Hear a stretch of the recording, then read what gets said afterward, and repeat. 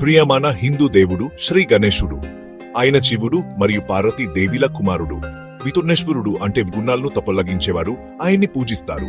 Japan విద్య కొత్త ప్రారంభాలకు అధిదేవుడు కూడా ఆయనే.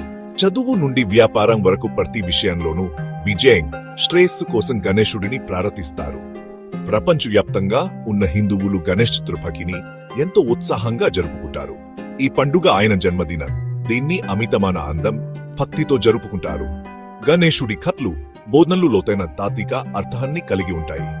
అవి ధర్మం, జపాన్ మార్గంలో ప్రజలను ప్రేరేపిస్తూ మార్గనిర్దేశం చేస్తూనే ఉంటాయి. గణేశుడిని ఆయన ఏనుగు తల ద్వారా సులభంగా గుర్తుపట్టవచ్చు. ఈ అసాధారణ లక్షణం హిందూ పురాణాలలోని ఒక ఆకర్షణీయమైన కథలో ఉంది. కథ ప్రకారం గణేశుడిని ఆయన తల్లి పార్వతి సృష్టించింది. ఆమె స్నానం చేస్తున్నప్పుడు తన తలుపు కాపలాగా ఉండమని ఆయనకు ఆదేశించింది. శివుడు ఇంటికి తిరిగి వచ్చినప్పుడు తన తండ్రి ఎవరో తెలియక గణేశుడు ఆయనను లోపలికి రానివ్వలేదు.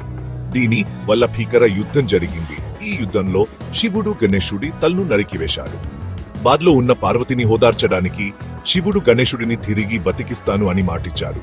తమకు కనిపించిన మొదటి జీవితాలను తీసుకురావాలని తన అనుచరుడు ఆదేశించాడు. వారు ఒక ఏనుగు తలతో తిరిగి వచ్చారు. దాన్ని శివుడు గణేశుడి శరీరానికి అతికించాడు. అలా గణేశుడు తన ఏనుగు తలకు ప్రసిద్ధి చెందాడు. గణేశుడిని విఘ్నప్ప అని పూజిస్తారు.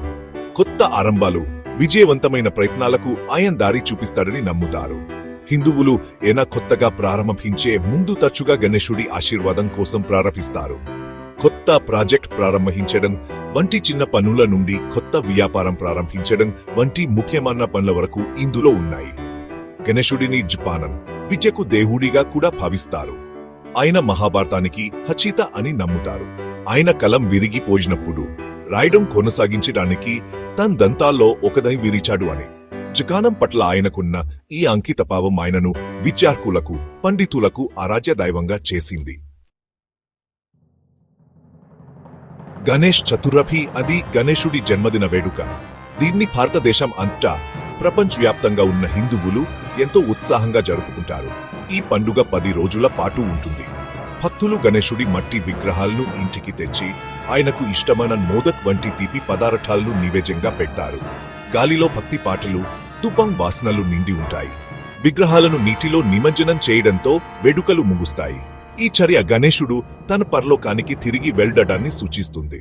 వేడుకలు ముగిసిన తర్వాత కూడా గణేశుడు ఏడాది పొడవునా భక్తులకు మార్గనిర్దేశం చేస్తూ ప్రేరేపిస్తూనే ఉంటాడు.